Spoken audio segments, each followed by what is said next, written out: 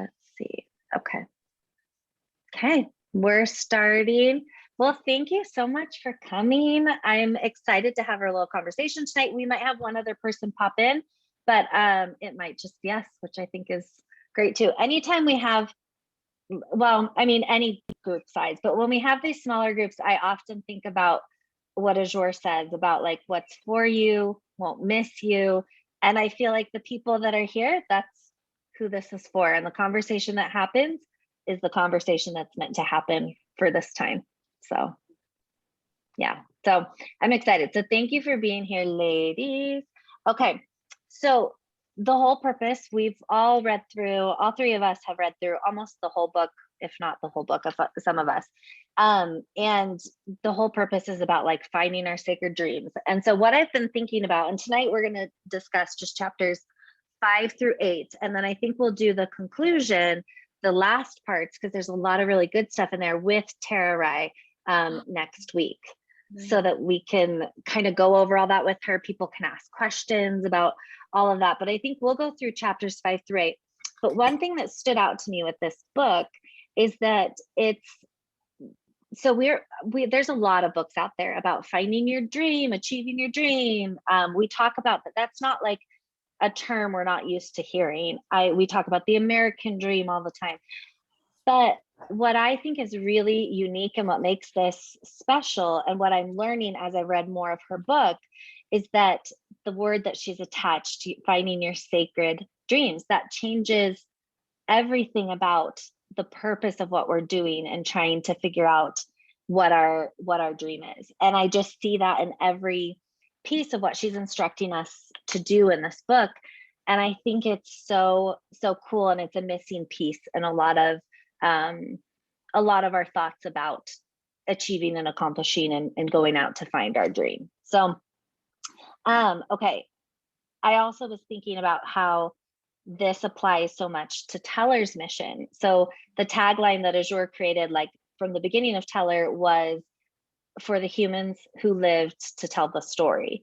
And Dr. Trent, her whole thing with finding your sacred dream and what she believes is so important is that our stories matter. And that is so tied with Teller and what we do here, and what Azure believes and what I also believe is that our stories matter. Learning how to tell your story matters, and learning other women's stories and reading them. She dedicates like a good chunk of chapter 7 and all throughout the book, but a good chunk of chapter 7 just back to back of other women's stories. And I think there is so much wisdom and beauty in that. And so I just love that she's come together with Teller and we've been able to really like collaborate in this way, because I think it's a really fitting pair. So, okay. What I wanted to start with, chapter 5. So that chapter is called Validate Your Body's Knowing, Harnessing Your Sensuality. So in this chapter, Dr. Trent, she's discussing how we've been trained really to be out of tune with our bodies. And we've been shamed out of it for sure in the world of like sexuality and in regards to religion and all that. We've been really shamed out of not knowing our bodies, not having ownership over our bodies, and not knowing like what feels good to our bodies. And we think a lot about what feels good for our mind, for our soul, and like taking care of that, but we don't often reflect on, and I don't think we've been given permission to think about, well, what feels good to our bodies. And so what I thought was interesting is the sacred ritual that she has for this chapter is this dance. And she talks to you about how to do this dance and kind of the purpose and meaning behind it, and how when you kind of unlock this knowing inside of you, how it ties to every other part of your life. It's not just, hey, we should be free in our bodies, we should be sexually free, we should understand. It's not just about that. It's about being alive. She even says that at one point in chapter 5. It's about being fully alive and harnessing that toward our sacred dream as well. So there was one thing, there was a quote, I have all my notes right up here.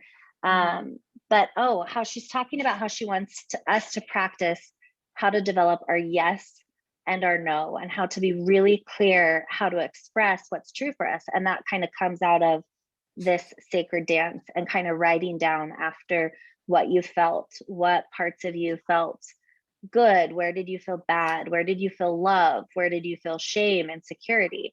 So I was curious, I haven't done this yet. I plan to do all of the things in here, but I've only done some, haven't done all. Have any of you like done this part of the book, this practice yet, or this ritual? I have not done this ritual yet. Okay, what are your guys' thoughts on it? How about you, Cindy? Did you? I have not, Okay. but it's interesting though, in my little studio, sometimes I'll turn on the music and just dance in there in my little space, even on the deck among the trees. I just dance, and it's that freedom, and I understand what she's talking about with, like, just being really connected and being really free as you are, as me, free to be me. Fully. No judgment, no critical thinking from my brain, no, nothing like that. It's just freedom, and it's the most exhilarating, thing that you can do, because then when you go to create, you're creating from that space of your full self, right? Your full being. And I feel like we don't spend very much time in that, either accessing that spot in our brains or just living in that moment, because there's just, I'm rarely, I mean, even when I am like, if I'm going to be singing alone and I'm going to be dancing or anything like that, I immediately first feel like embarrassment, and then I'm like, no, I do. But you're embarrassed by like that you're fully embracing that freedom, which is so kind of ridiculous. But you started off with saying like the validating what we have all felt, which is the truth is how we have been shamed and we've been taught to be self-conscious about our bodies. Absolutely. And even that phrase when someone says like who do you think you are, or you're and who do we think we are? Want, right, when no one tells a 2-year-old, who do you think you are, if they're like spinning in a circle, or like she's so full of herself. We want children to be full of themselves, and as adult women, we don't always feel safe or okay to be full of ourselves. So that's so true. That is so true. We're taught really very much not to be, and to apologize or make excuse for if we are. I think this is really an aside from the book, but I think it's interesting. I was listening to Glennon Doyle's podcast with her sister, which is fantastic. It's called We Can Do Hard Things. And her sister runs her Instagram or manages a lot of like the back end of things. And she said Glennon had posted a video of her singing and dancing on a boat. And she said that her sister told her that was the day she posted that was the most unfollows she's ever had in like the history of her Instagram. And it was this really like fun video. And it was like, I mean, she's on a boat. You could definitely probably feel real envious of the whole, I mean, it was like just paradise, gorgeous, the most unfollows. And they were analyzing that, and they feel like that is because we are like, we don't want to see other women fully embracing their full, because she's just singing to her songs, she's driving her boat, she's happy as can be, and she's just not caring, and she's kind of dancing. And I thought that was a really, really an interesting glimpse into our collective. It really is interesting to notice that. And I listened to that and I immediately went to her Instagram to see what the video was. And I was like, it's so fun because Glennon talks about how often she feels so self-conscious in the world, but that day she was allowing herself to just sing and dance. Totally. And Abby was filming her, and they were just really happy, and she was letting herself be in her body. Yeah. And of course, for how much I love singing and mowing, which I've talked about here last week. Yes. And that's sometimes, Cindy, when I'm also dancing outside, is if I'm in the backyard dancing and there's something really great on, and I'm just all of a sudden doing these weird moves.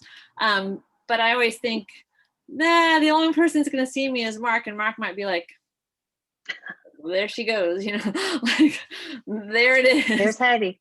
But I have had the experience of dancing with female friends, and dancing without self-consciousness, and it's incredibly freeing. And they've been in 100%. private, like we have a girlfriends group that gets together every year. This year would have been our 15th year, but we missed for COVID. And so we're getting together next year. And we have dance parties on so fun. on Friday and Saturday night, and we used to have skits as well. And I love that you've kept that going for 15 years. Yeah. And so cool. Everyone but 2 of the women are parenting women. And so for many of them, having to arrange, you know, childcare or all that kind of stuff for them to cut themselves loose was an even bigger deal than the women who, like me, who doesn't have a child, and my friend who's also doesn't have a child and is a single woman, but everyone else is partnered or parenting. So it's a huge permission slip that they give themselves to take that time away. Absolutely. And play and rest, and we all take care of each other. And so I was thinking about the Sawira, I think is how she said it. Yeah. Sawira's how we are these female friends that will support each other, but to go back to the point of this chapter, like to embody or to be in your body with I guess it's permission to just love and accept yourself as you are, or as I am. It's those are memorable experiences. They stand out because they don't seem to be daily experiences.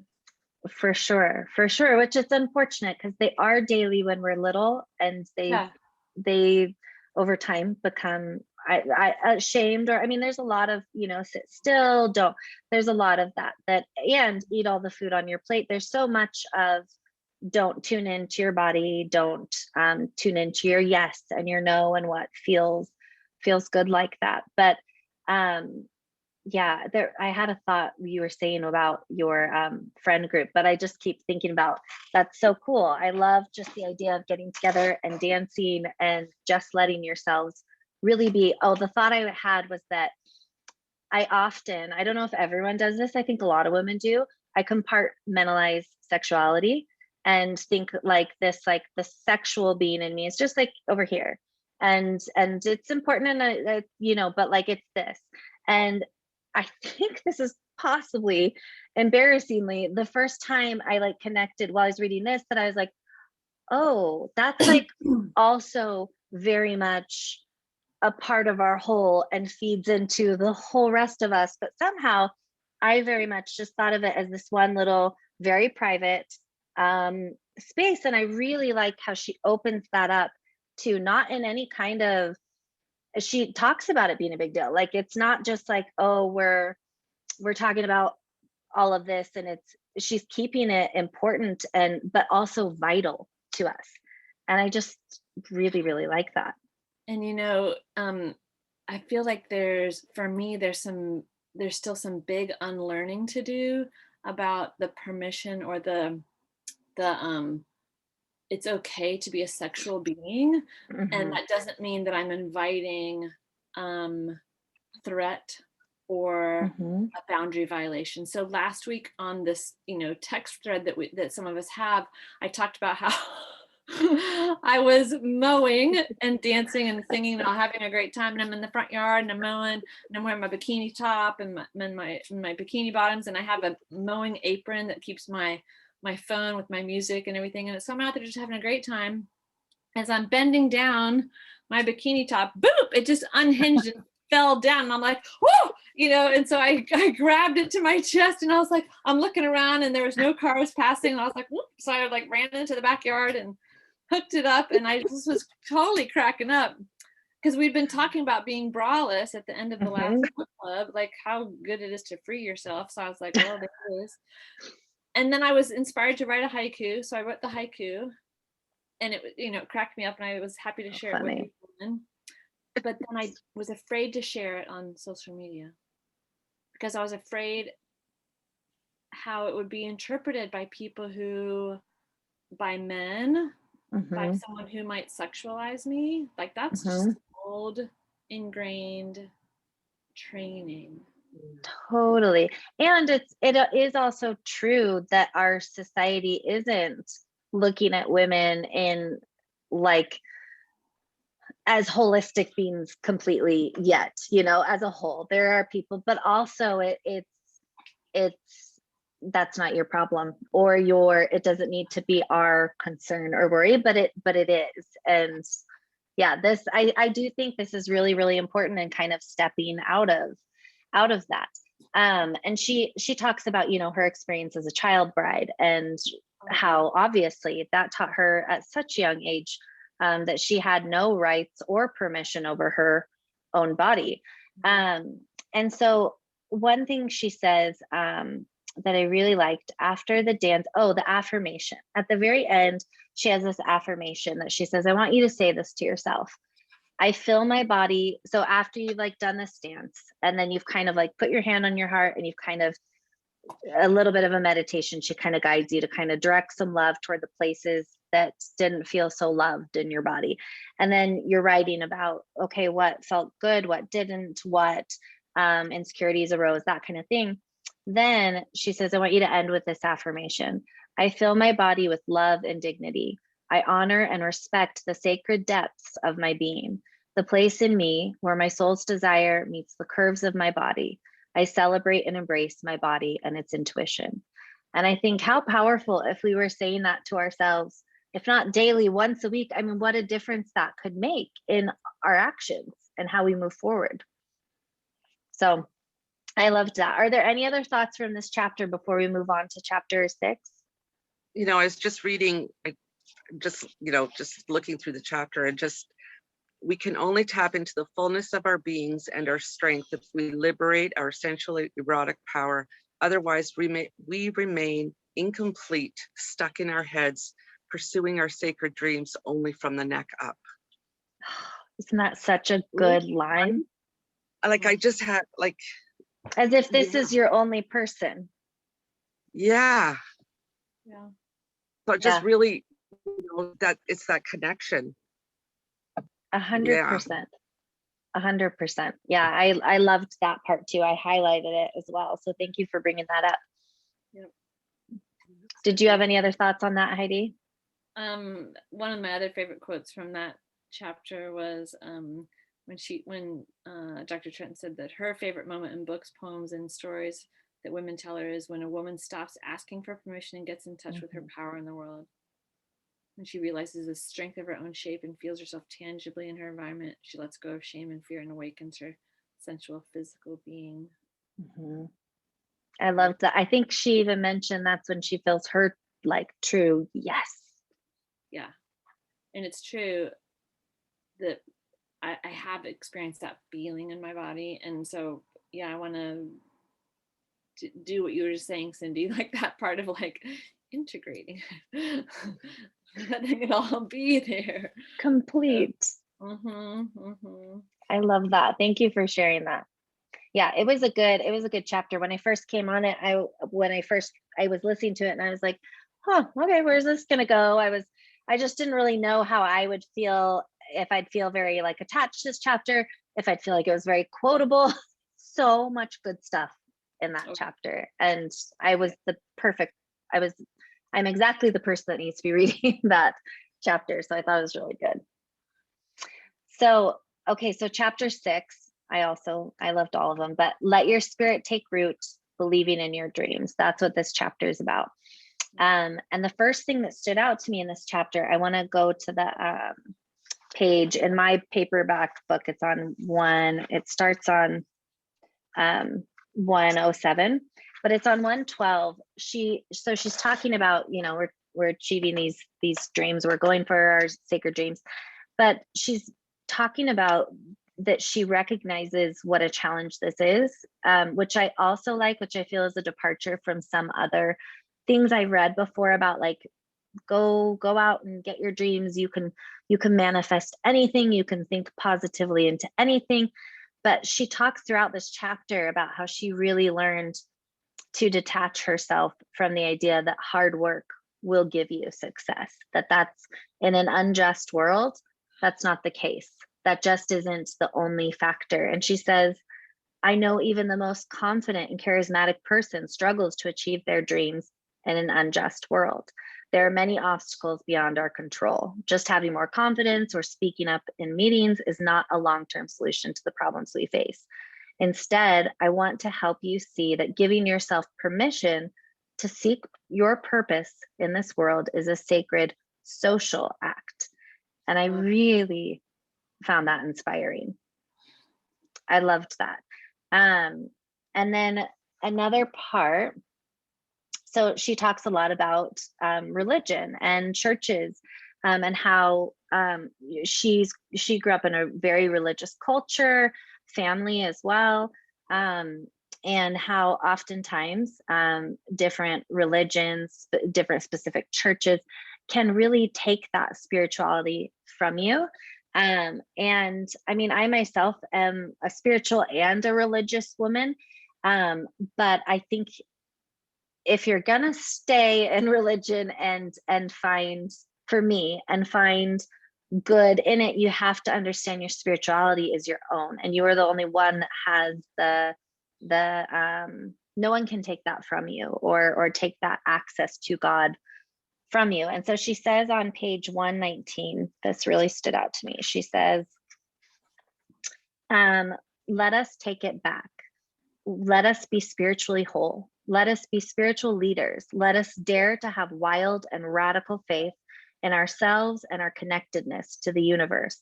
Let us be grounded and make our very lives a great ritual for divine purpose. I loved that so much. What about you guys? What did you love from this chapter? That was the standout for me, that I was just like, oh my gosh, I was raised in a very religious household, in a very spiritual household, and have a deep connection to my spiritual practices, but they just keep expanding and expanding and expanding. And so I don't feel like I've been losing my religion. I feel like I've been loosening. I like that so much. I would agree. Cindy, do you have a thought on that, or just lots of hand pointing? Yes, amen. She's just like, yes. I agree, because I feel like I have not been losing mine either. I feel like I have been expanding and bringing more in, if anything, more practice, more other things from other places. Yeah. What were you going to say, Cindy? Well, religion, that's a whole other ball game for me. I grew up in a Catholic family, and I was really bullied through school. So I went to a Catholic school, was bullied, like severely bullied from like grade 2 to grade 7. And I just remember sitting in church with my family, and then the bullies over there with their families, and just sitting there also. And I just remember at that point, I don't know how old, that vision sticks in my head. And I don't remember how old I was, 10, maybe 9 or 10. And just, I remember looking over and thinking, what is this you were all seeing about? The hypocrisy right there. Understand. And so I developed, I think, my own, from within myself, my own spiritualness, I guess, and just my connection to nature. And I think that's your avenue to connecting beyond your. That's my, yeah. Absolutely. And you like live and exude that. And I mean, even every single one of your backgrounds that are real and not like I mean, you are. I live yeah. yeah, I live and breathe it every day. And I think that's just what keeps me whole and grounded and, in my, yeah. Well, and I think that was Yeah, like you're saying, like you learned to tune into yourself, and that's what you knew was for you and what would bring you close to that. I think that's really cool. I think that's really cool. There was a part in this chapter, and I love that, Cindy, and I'm so sorry that you were bullied, and it is so rotten because you're like, we're in church, what is happening here? And so to find your like faith in nature and your faith in like the divine in the natural world is really strengthening. I understand that. I was really deeply in love with her mother in this chapter. Oh my gosh, so much of the book. In so much of the book, but in the part, I think it's on page like 124, 125, when she was talking about how her mother had the Christian faith and the Shona beliefs. Mm-hmm. She said she believed both the Christian faith and the Shona beliefs were based in love. Just as she lived her life, she embraced what supported her soul when she attended church and left what violated her ancestors behind at the church door. That's such a great way to put that too. Like, if it spread love, it was part of her spirituality. I was just like, amen. Amen. Absolutely. Absolutely. I loved her mom too. And I was really moved by the story of her mom, about how they went to go find her father, and her father, they find him, and because he's left the whole family, and they found him, and he's living with his girlfriend, and she goes into the hut where he is, and she's just exudes kindness to him and to his girlfriend. And the girlfriend at first is very like rude to her, but then she refers to her as like, at one point she refers to her as my child. And the woman like softens, and it wasn't in any kind of what I think culturally, maybe in our, like, you could see that in American culture is like, oh, were you trying to like belittle her? But to me, it was a very like just loving reference. And the woman understood it that way. And Tara Rai witnessed her mother kind of, what's the word? Like fizzle down that situation. You know what I mean? Yeah. And it was incredible. And she talks about forgiveness. And that's what I love again about tying like forgiveness. That's a sacred thing, and tying that to our dreams. And she talks about how forgiveness is a huge part of, how does she phrase it? I have it written down right here. Oh, how to grow your soul. Isn't that a great line? And she says on 133, there's a part I really love. She says, let forgiveness be at the center of your belief practices. Let it be the lifeblood that shapes your destiny. You have the power to envision a better world. Be brave enough to look into the face of great challenges, and let the truth of the struggles you see inspire you to imagine your way out, knowing all the while that your individual imagining is also a social imagining. Isn't that powerful? It was so powerful. It resonated so hugely for me, this chapter, when, as she talked about that forgiveness piece and her choice of essentially loving kindness. You know, she was understanding what the mother was understanding what her husband had gone through, and they were all, the mother was demonstrating compassionate understanding, and forgiveness, and it was so powerful. And I remember what led me to deal with the anger that I had in my heart from my first marriage. What led me to be able to really forgive was letting my soul grow by actively choosing this, and being able to see the story differently, being able to look at it with different eyes. And that story was so incredible because she learned how to look at those stories with different eyes. Yeah, absolutely. And again, I mean, it goes back to story and understanding. Like, we think of it as such a luxury, and it's not. It's so essential to our being. And I don't know where I saw this now. Maybe one of you posted it. I don't know. Tell me if you saw it, but somewhere in my brain, I'm like, I know this, I saw this.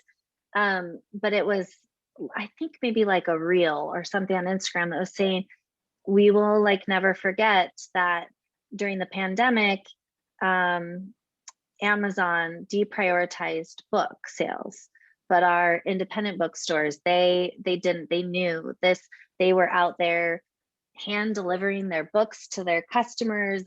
And the point is that like story did not become non-essential. If anything, it became more when we were in a full blown crisis like I've never seen, not here where I live. And I just like, I even got goosebumps just now because I just think it's so powerful that it isn't just like, oh, like doing a little me time, a little luxury, like thinking about my story and your story and listening to stories.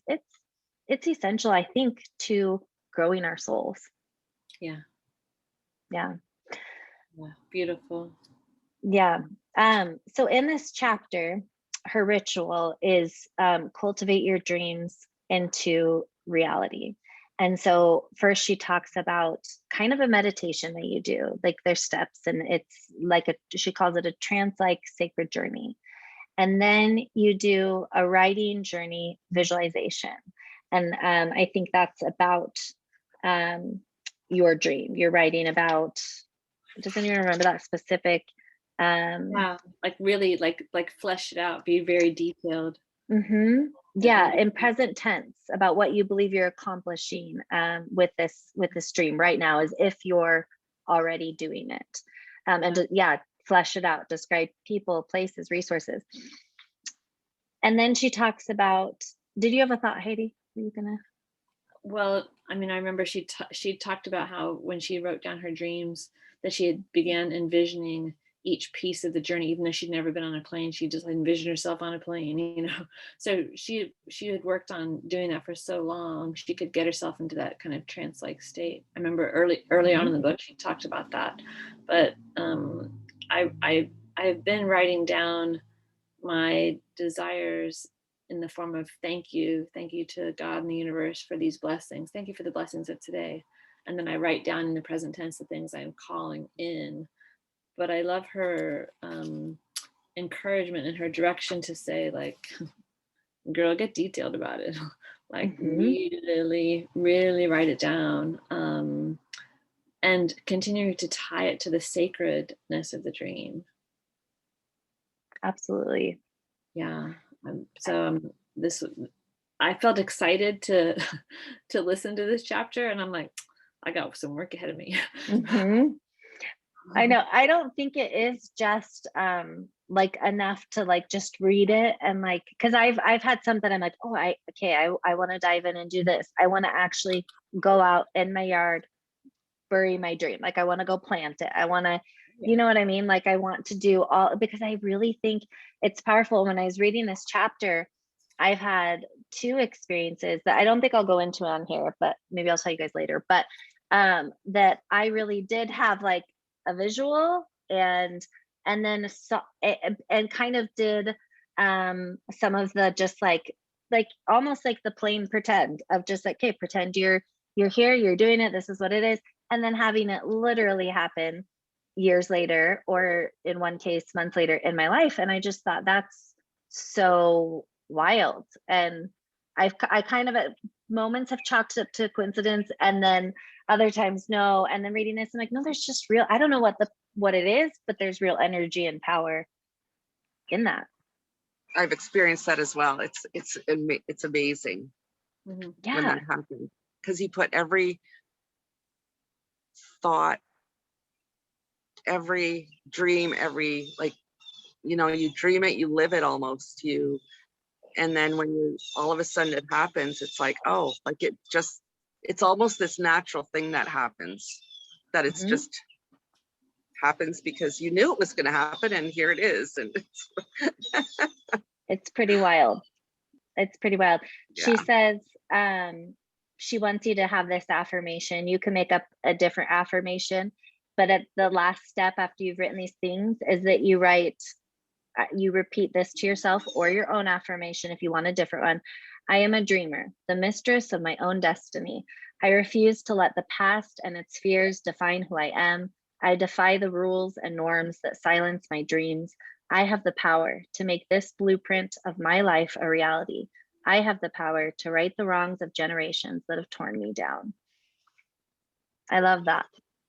And that makes me think of you too, Cindy, with like just the years of bullying and the cognitive dissonance you felt in church with seeing the bullies right there. And you have the power to right the wrongs of generations that have torn you down.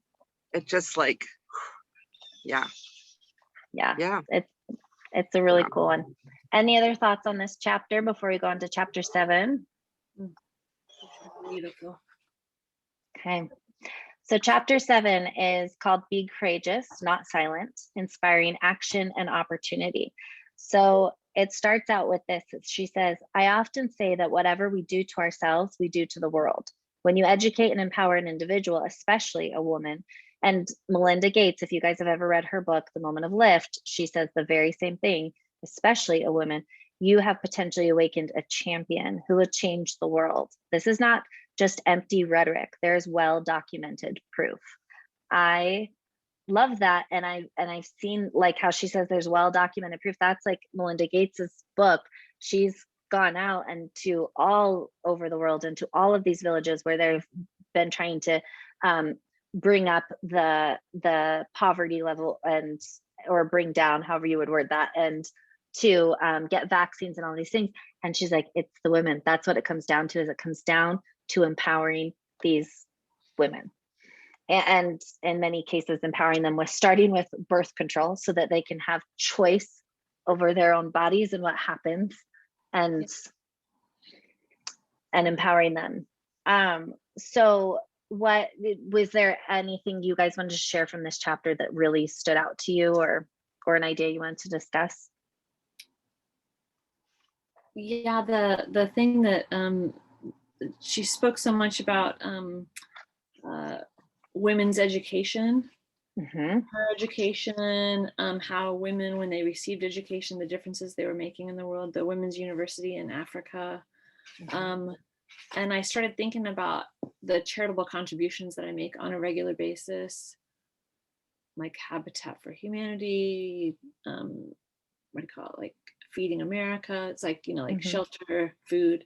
And I'm like, I need to step it up on like the educating women. Like I need to be, oh my God, like this is what is freaking changing the world right here. I mean, I believe certainly in Maslow's hierarchy of needs, like if you're not safe, you're not going to be able to think. Right. So someone they need a bed, they need some clothes, they need some food in order to be able to learn. But oh my gosh, yes. And I have a friend there's a family who's my best friend's nephew was had died when he was 17, and the family they had plenty of money to send him to college. They were sending his brother to college. And so instead of they had this child who died, and they turned their grief into a foundation that would provide scholarships to kids in the community whose families wouldn't have had the money to send them for the first year of college, like to get them a start. And they have, and she just told me the foundation has spent, oh my gosh, almost $200,000 in the last 10 years on kids scholarships. That was born out of her grief. Born out of the family's grief of their son. And talk about like seeing signs of him, like, and to know like he's still around. Like they went to Israel and they were on a bus, and the back of the bus that they rented for themselves, the back of the bus had Alex written on it, and they're like, that was the name of their son. Yeah. So they're like, okay, Alex is with us. So Alex is, the inspiration of that. So this, like how it just made me think about how there are foundations, there are places where we could be, putting our charitable dollars if we have extra. And it just really lit that fire in me again today. Like but I specifically want to send it to organizations that are helping women and girls. Yeah, totally. Well, and I think that's good. I think that's what she talks about too, about where kind of in the whole like finding your great hunger, whatever you're feeling really drawn toward. I think that's, this hair is bugging me. I think that's great. And I think that maybe is exactly, you know, where it's meant to be for you. Yeah. I really like that. She talks a lot, like you said, about education in this chapter. It's all action oriented. And she says on page 146, without a shadow of a doubt, I've come to realize that the chances of achieving our dreams are greater when our hunger for them collides with opportunity. Once we've laid the foundation by establishing strong roots, cultivating imagination and finding our voices, developing strong sisterhood support, and putting our trust in something bigger than ourselves, we're ready to meet opportunity when it arises. And I love that, because I've been trying to I've been talking about that idea with friends and had less eloquent ways of putting that when you're working hard and you're going for something, that you don't necessarily know exactly what it is you're working toward, but you keep going for the thing and opportunity will come. And I've seen that in my own life. And I'm sure you both have seen that in areas of your own life as well. That I just really like how she doesn't lay it all on hard work, that there's hard work, you got to have that, and then opportunity. And I thought that was really cool. And then she's also talking about, so when she talks about, Cindy, I don't know if you got to this part yet, but she talks about that first woman, Jo Luck, who first inspired, who Tara is today, asking her, what are your dreams? And that inspired all of this. And she ended up working for the same organization for her over a decade later. And she asked her, kind of like what she thinks of their meeting and how that happened.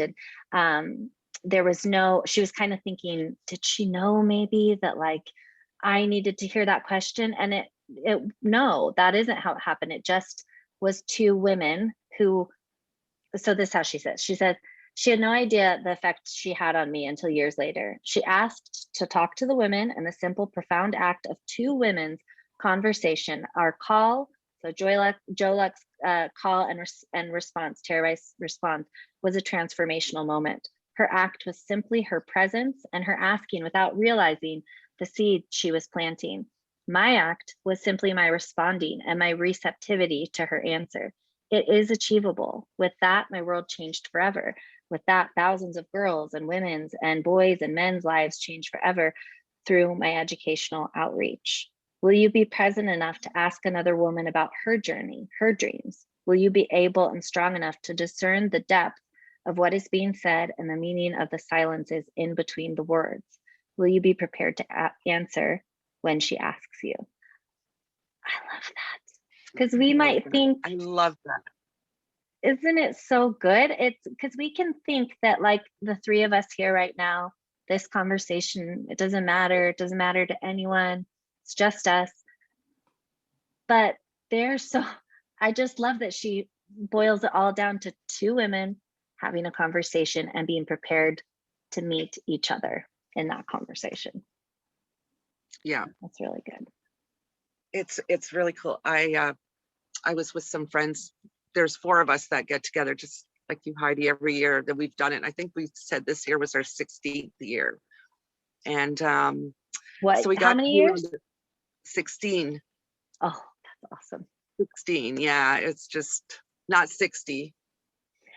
For a minute, I thought you said that, and I was like, Cindy, how old are you even? You look amazing. Sorry, 16th year, back on track.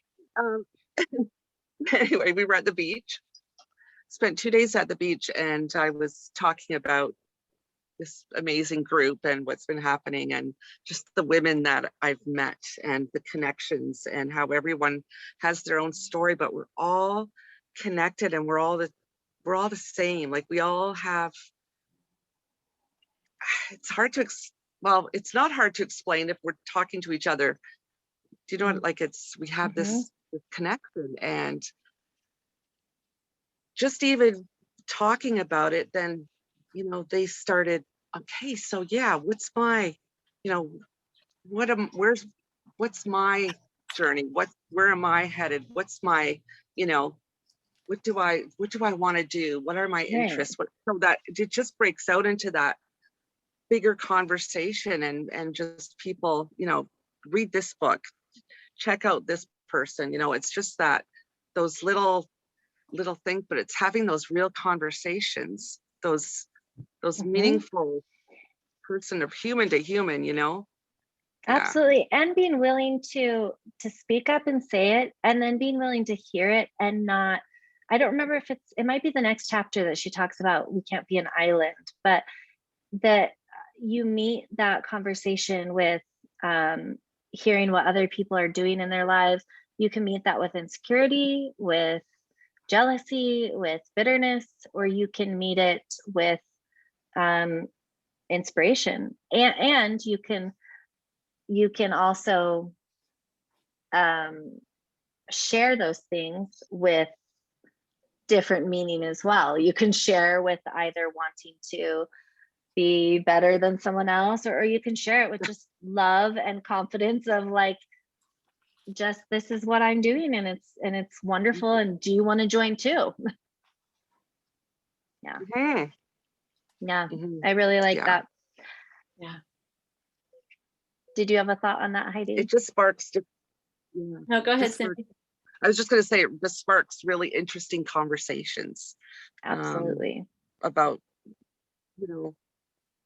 where people are in their lives, and, and the struggles and everything that, you can't just jump from here to here. There's all, it's like this, right? So, yeah. Yeah. Totally. One of the things I've thought about a couple of times because I've been listening to the book, and then I go back in and I'm like putting little clip bookmarks in the Audible, and then I'm going back in and underlining everything so I can look at it with my eyeballs. And a few times I thought to myself, I've heard her tell her story so many times, but what she's doing in every chapter, because we know the story at the very beginning of the book. Here's the deal. This woman asked me these things. I wrote down my dreams and I buried them, and then they all came true. Yep. And Oprah gave me money, and I built the school. The end. Yep. Happily ever after, or whatever. And you're like, it's chapter 1. Yeah, but boy, every chapter she's telling us so many more great stories to back up each kind of piece, and what she really began to understand about how to be able to share this experience of what it's all meant for her.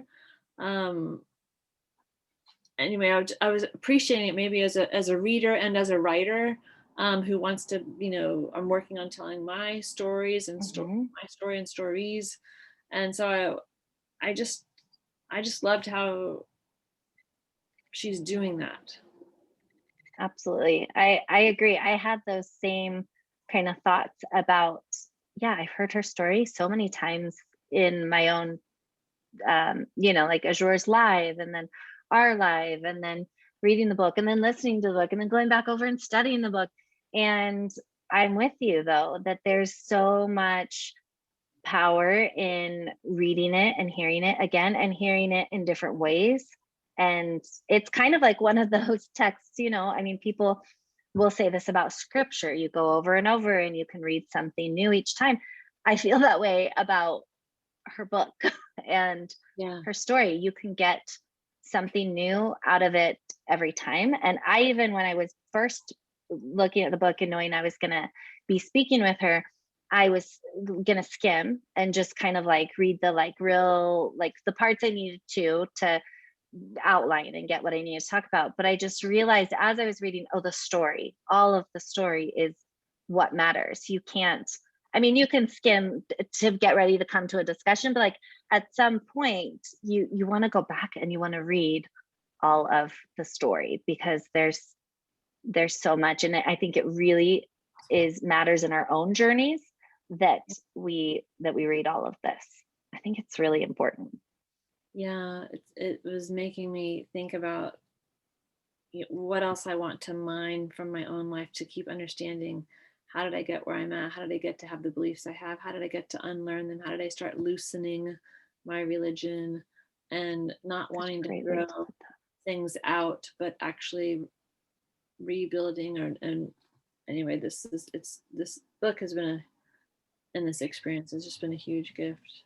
I'm excited to read that book of yours someday, because I know many that would relate and would learn from, because I think there's a lot of people that feel it's got to be one or the other, and for some I think it does need to be one or the other, but I think there's a whole other chunk of people that would like to learn how do I loosen and maybe still be. So yeah, I really like that. So her ritual, her sacred ritual for this chapter is to inspire action and opportunity. And this one, I believe, is the one of, let's see. I liked this one a lot. She is talking about honoring the torchbearers and how many women before you have done hard work of awakening. And she says about them, they loved you, the next generation, before they knew you, because these generations of women that came before us and did these hard things, including Tara Rai, including so many of us are been preparing and paving the way for the next generation. And so her ritual is each month. I love this. I could not love this more. It's my favorite one. Yeah. It's each month, make a short list of women who inspire you. Include women you know and women you've never met. And then she gives a list of questions to kind of help guide that one along. And I love that one so much. And I was actually going to have us do some writing on that together, but I think we can do this in our own time. And our last 5 minutes can be better spent going over chapter 8. But I could not love that prompt more. Every month, think of the women who inspire you. And then she encourages you to, if you can find their address, mail that letter to them. So sweet. I think there's so much about it. Is so sweet. And I think she's also very, like, she's not just all like flowers and sunshine. She's also like a hustler. She's like, I wanted to make this thing happen, and I'm telling you the most fundamental things to do to make this happen, and that is in that list. And so it's like so kind and lovely, but it also must be transformative in this finding in achieving your sacred dream. And I think there's really something to that. Well, and it's the magic of gratitude, right? And appreciation. So then it's multiplication instead of addition. Absolutely. Oh, I like how you phrased that. Absolutely. Yes.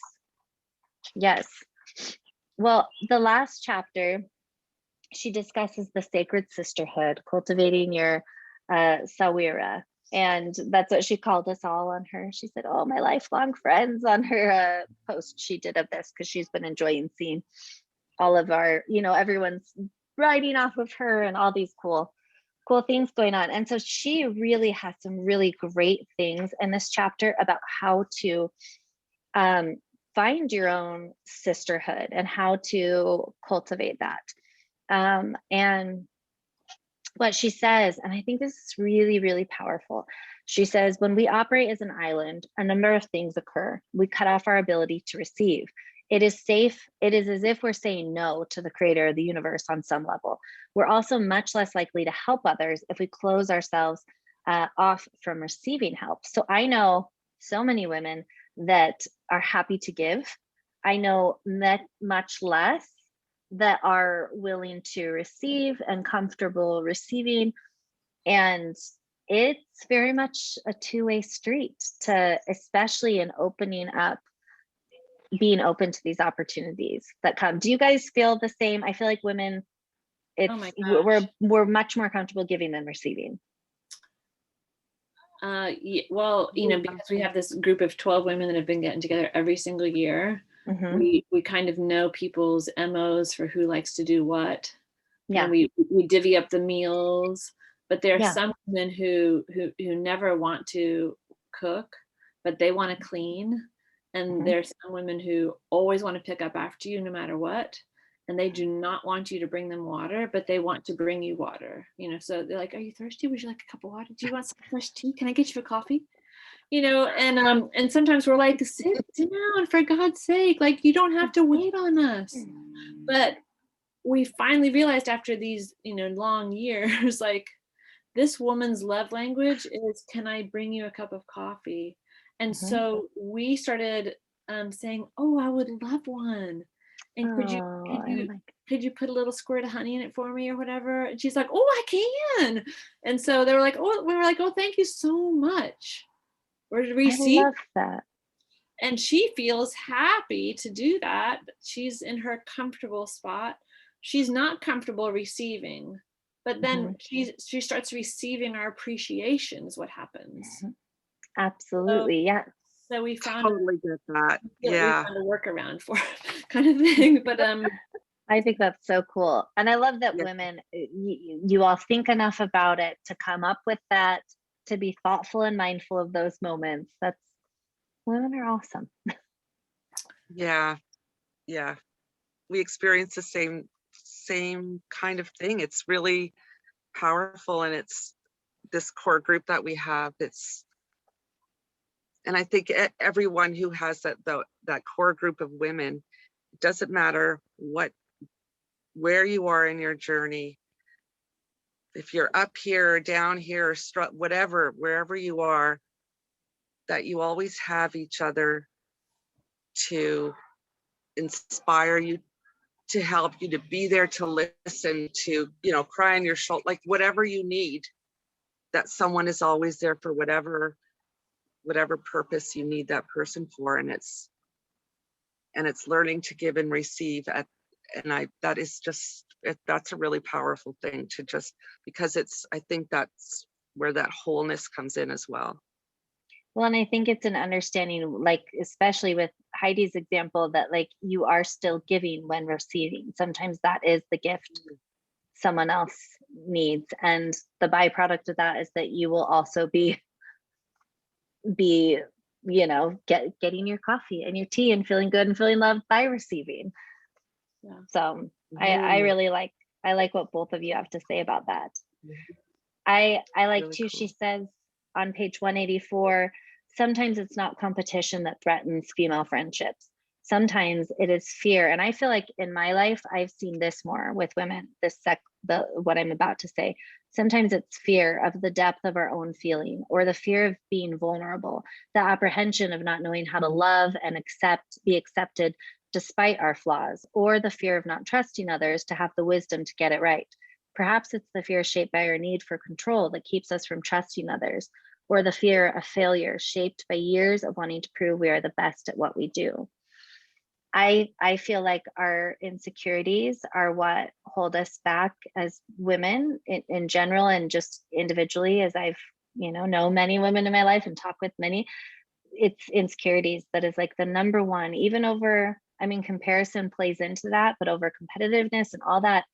I know many women that want to be close with other women, and it's not just competition keeping them apart, it's insecurities.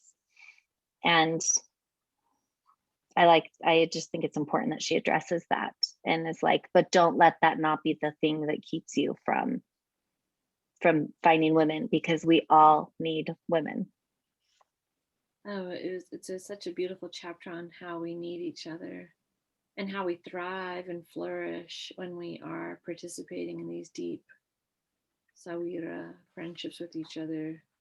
It is truly amazing. I had that experience this morning. I was dealing with something this week, and I was just like, oh. And so I called my best pal, and I'm like, and she's like, come over, I will make you coffee. And I brought her a smoothie, and I just talked with her, and we like that line, we are walking each other home. It's an incredible experience to be received and to allow ourselves the vulnerability. I need to be able to do it. I need to be able to be seen. And then she talks about that, which I was so happy about, on page 189. I Mhm. see you, I Yes. see you, I am here. That greeting, it reminds me of something Thich Nhat Hanh talked about with Oprah years and years ago. There's a really sweet video on YouTube. If you Google Thich Nhat Hanh and Oprah, you'll Mhm. find this beautiful clip of them talking, and he talks about the 4 mantras, healing mantras in a relationship, and it's essentially you say to someone like, "Hi, I'm here for you," and the next one says, "I see you're here for me," kind of thing. Oh, It's like this recognition, and I was just like, oh, they have that there too. It's so beautiful. there's so many things that I'm like, wow, my culture is missing. So, I mean, there's some wonderful things, but there's a lot of really in tune, in depth things that are missing that we do not, that are just not ingrained in our society. And I'm, Not in and American. it's no, and it's like a extreme aversion to vulnerability. Mhm. Mhm. I really love that. Thank you for sharing that, Heidi. Did you have a thought, Cindy? Yeah. You know, I have really grown just through this group, the tellers, and I think we all have. I like you know, I've been writing for a long time, just in my secret little world, Mhm. in little children's books that I don't know, will they ever, I don't know, what do I do with them? And I've never posted anything on Instagram, just of my paintings or my little drawings or whatever, but never any words, never any poetry until the until Pivot and Pause, until something happened in all of that in that year. And then now, and plus my age, I'm like, you know what? I have to just be who I am. I thought I always was, but now it's like I just put There's it out more. there. Right? It's just like, okay, this is me fully. This is here. Like it's just, and now I'm So just much doing freedom it. in that. It is. It's just, and I've just really have come out into my freedom, I guess. Is that even makes sense? But Absolutely, yeah. yeah. So I've just lost what where I Well, was going. I think that this has become, I mean, because we're talking about these sawiras and these sacred sisterhoods, and I think Teller's very much been that. It is that, and it's that community, and every single person is, you know, you put something out there and just people responding and you responding back to them. And then when you get to converse in this way, face to our, you know, new face to face, Right. you get to, when I read your poem, or Jill and Heidi, when I read your work, I hear your voices, and Mhm. you know, I, I've, be, I've, you know, I've gotten to know you through this last year, and it's like, and you feel where that comes from, and that energy and everything. And I think that's just such a beautiful thing. So that's, Oh, 100%. you know, oh, I just have goosies all over. But anyway, it's really I love like that. it's just, yeah, and it's just the women, the energy that women have bring together, you know. And do you know what I think? And I've said this before in other lives and interviews and things, but I think a big part of the magic that's here is, so we all started with National Poetry Month, and poetry is pretty vulnerable. And even if you're like nervous at first, you're maybe not writing your most vulnerable stuff, maybe we're all more getting into that now, but it is vulnerable and there is depth to it. And that's how we got to know each other first. And then we're like, oh, hey, oh, you're in Florida. How's the weather there? Like it's all reversed. And I think that has dove us right into this sacred little sisterhood that's created this energy around it. And I think it's pretty cool. Yeah. But it's rooted It's in storytelling, right? Yeah. Yeah, I think you're so right, Jill, that we heard each other's hearts right away. Yeah. We didn't get resumes. We didn't get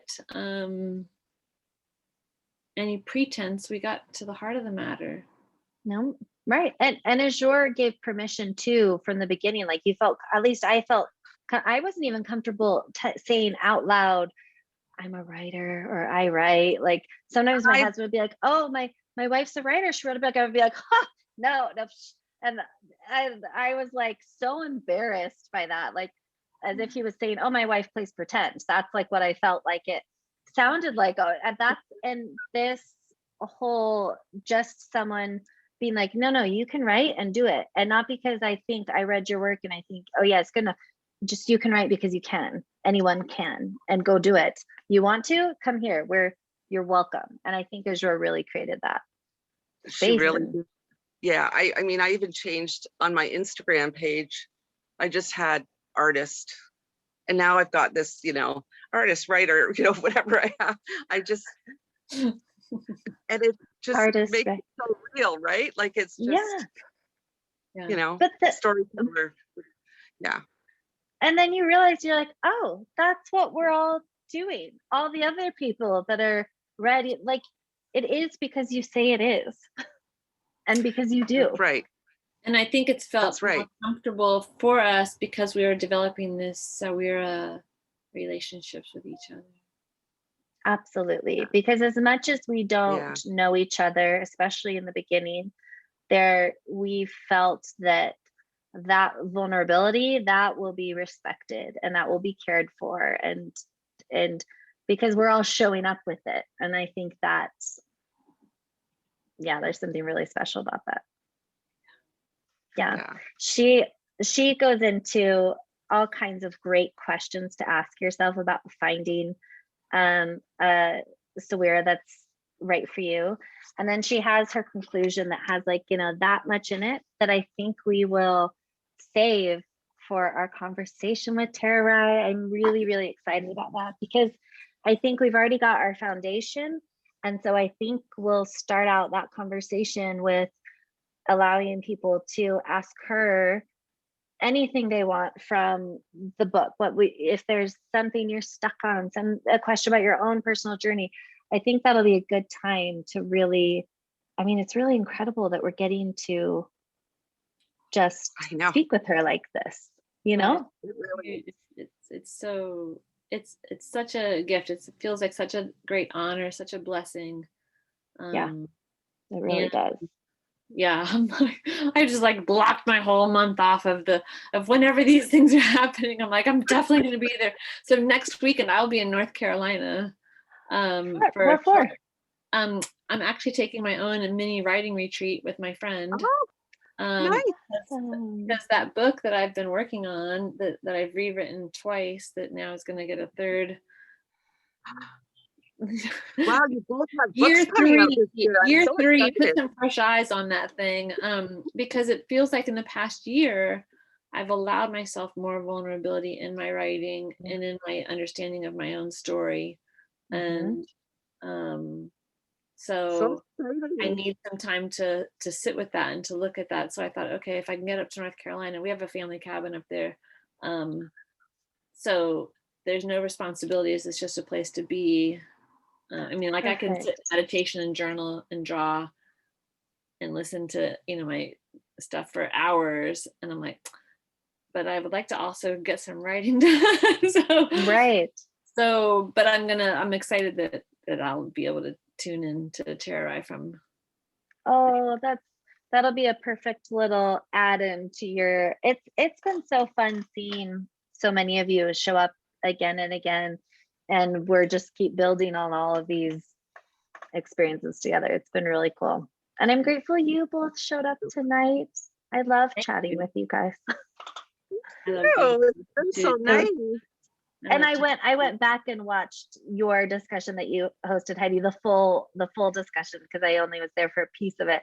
And I loved it and felt like I was right there, and you did such a great job. It was really, thank you. Really good. It was a real It treat. was so good. It was so good. It was great Yeah, to all was be awesome. together. And Yep. it's fun knowing that a bunch of the tellers are going to watch this. So hello, tellers who were watching. Yes, we missed you, but We missed you, but go ahead and watch. You're still going to tune in.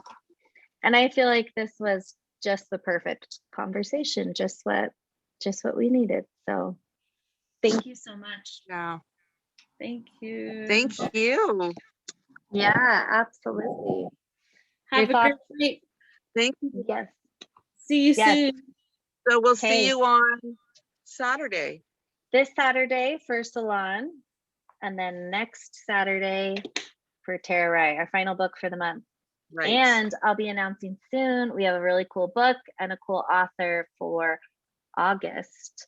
I'll announce it soon, but I won't say it on the recording. So I have to say that I realized when I was doing the book club discussion last week that I was mispronouncing Terrorize name, and I was like, afterwards I was like, oh no. I did that when I first, it's because it's not a name I've seen before, so it took me a minute to get it done right though, so I was like, oh, I just wanted to apologize for not getting it right, because I want to, people's names are important to get right.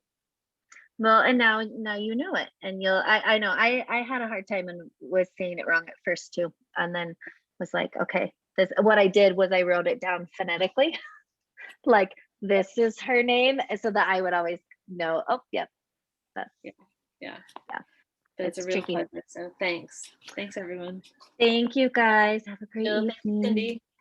Bye. Love Thank you. Mwah. you. So nice to see you. See You ya. too. Love Bye. you. Love you. Bye.